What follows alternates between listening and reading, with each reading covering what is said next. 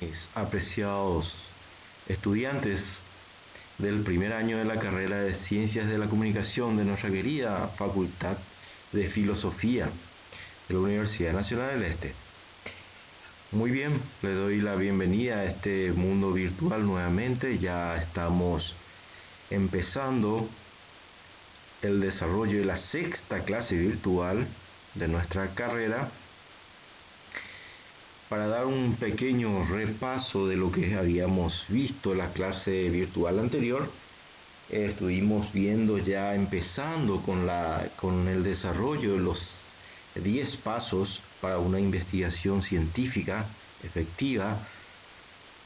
Estuvimos viendo el paso 1 hasta el paso 5.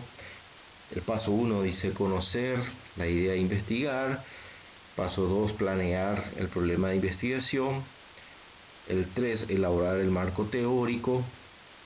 Definir la investigación. El 4, y establecer la hipótesis. Estuvimos viendo cómo elaborar una hipótesis, ¿verdad? Ya en esta clase virtual vamos a estar siguiendo con el paso 6 y 7, muy importante.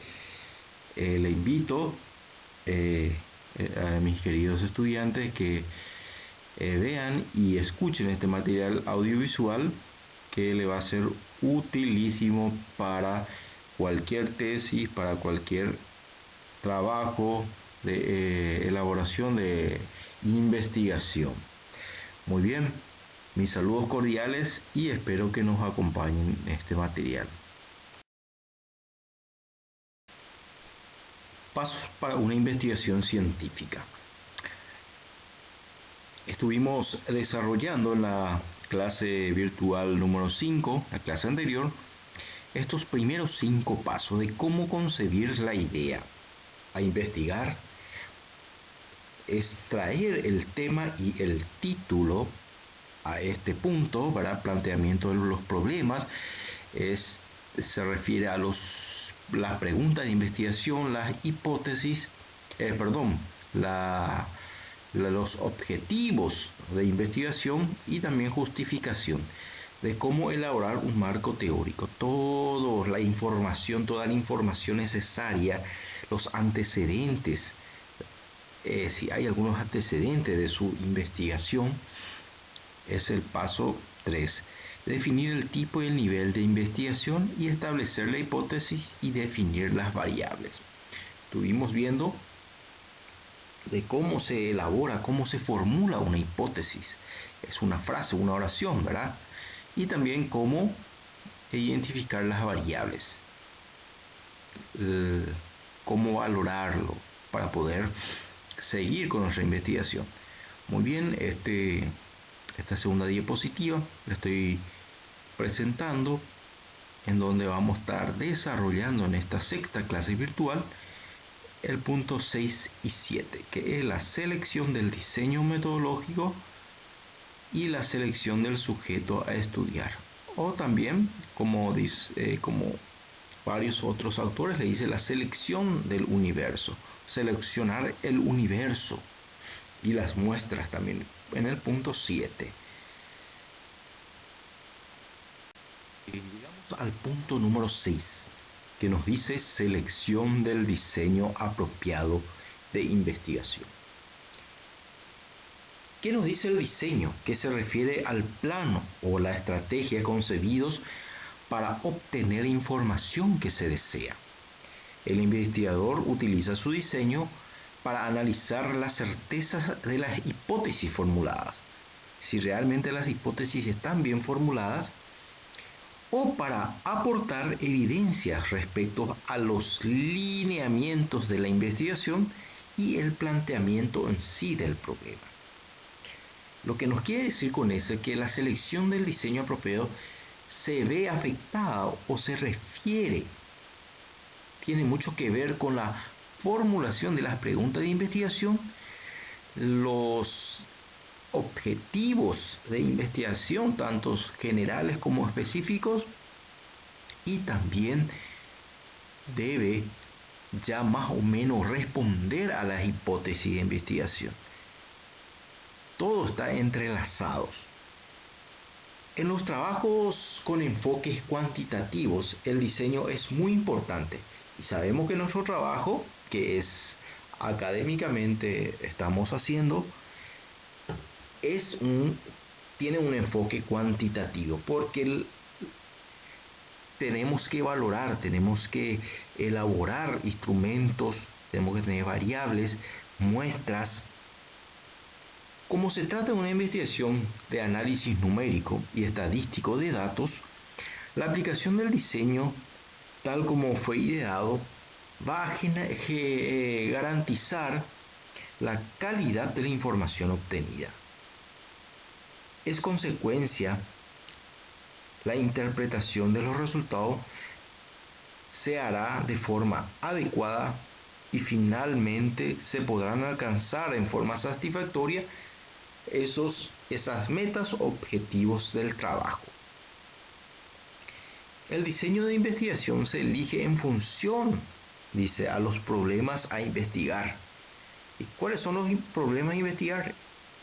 Dijimos que están la formulación de los problemas de investigación, los objetivos específicos y generales, genéricos de la investigación, y también se refiere mucho a las hipótesis formuladas, en algunos casos de la disponibilidad de recursos también.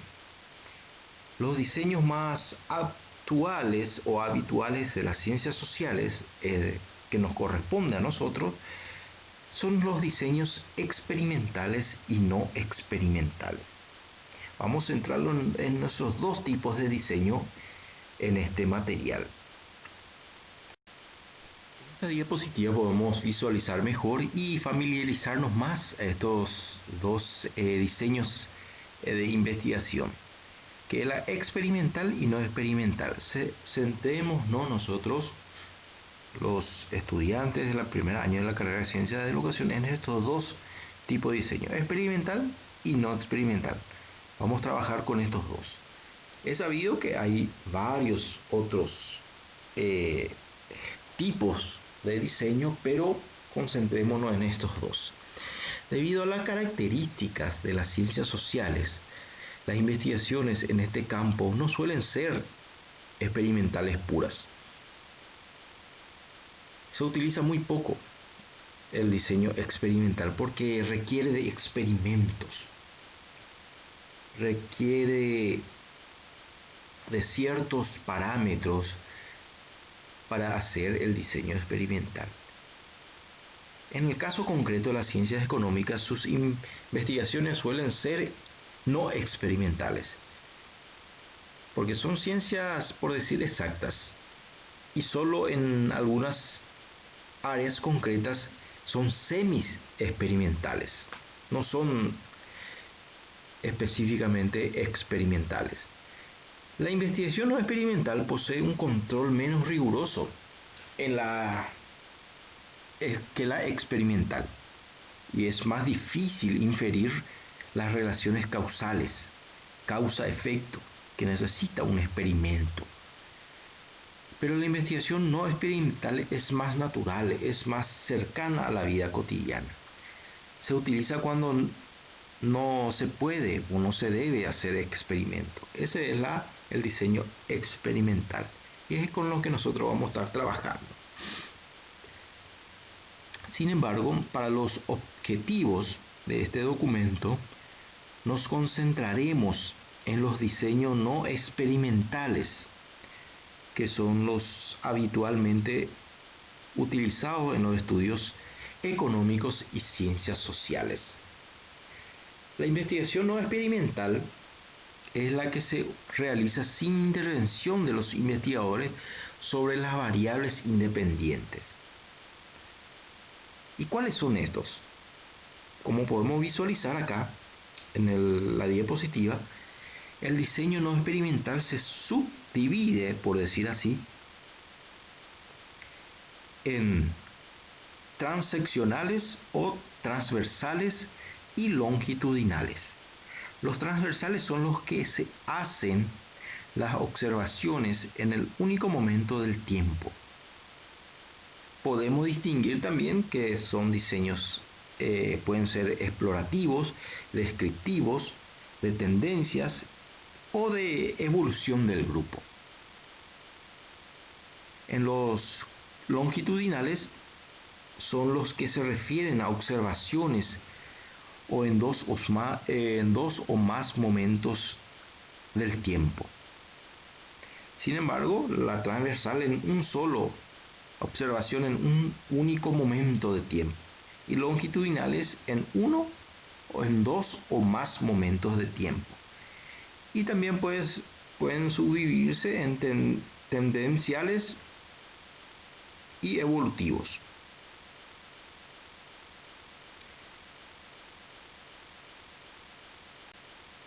Bien, en este siguiente diapositiva, la selección de diseño apropiado de la investigación, estaremos concentrando en estos dos diseños, el experimental y el diseño no experimental. Es sabido que hay varios otros tipos o clasificación de diseños de investigación, pero nosotros para la carrera de Ciencia de la Comunicación estaremos trabajando con estos dos diseños. En la tarea que le voy a estar facilitando en la plataforma, ustedes me van a explicar e identificar qué tipo de diseño utilizarán para su investigación, para el trabajo que están haciendo. Les reitero que es un trabajo netamente académico, no es un trabajo de investigación, un trabajo práctico, pero me van a estar identificando cuál de estos dos diseños estarán utilizando para su trabajo. Muy bien, diferenciemos un poco lo que es el diseño experimental. Dice que el diseño experimental es una técnica estadística que permite identificar y cuantificar las causas de un efecto dentro de un estudio experimental. El diseño experimental es una estructura de investigación donde al menos se manipula una variable y las unidades son asignadas aleatoriamente a los distintos niveles y categorías de la variable o variables manipuladas. Esto se utiliza mucho cuando requiere una investigación, un experimento, experimentar. Y cuando decimos experimental, estamos manipulando variables, manipulando unidades de análisis. ¿Ustedes creen que su experimento necesita este diseño experimental? Este diseño experimental es muy poco utilizado, como ya dijimos en las otras diapositivas. Necesita la manipulación de variables. Sin embargo, el diseño no experimental es muy utilizado en las ciencias sociales, en las ciencias económicas también, como habíamos dicho. Se utiliza cuando no se puede o no se debe hacer experimentos. Para muchos actores, el desarrollo de los modelos econométricos, simulación con ordenadores de gran capacidad, ha introducido la posibilidad de simular experimentos en este ámbito. La investigación no experimental posee un control menos riguroso, dice, que la experimental. Y es más difícil inferir relaciones causales, o es difícil o no se debe manipular variables en el no experimental. Pero la investigación no experimental es más natural y cercana a lo cotidiano. Es más utilizado en las ciencias sociales, que nos corresponde a nosotros, y en las ciencias económicas también decía. Se utiliza cuando no se puede o no se debe hacer experimentos. Es muy importante que identifiquen ustedes estos dos tipos de... nuestra investigación, nuestro trabajo es más no experimental. O sea que le estoy dando una idea.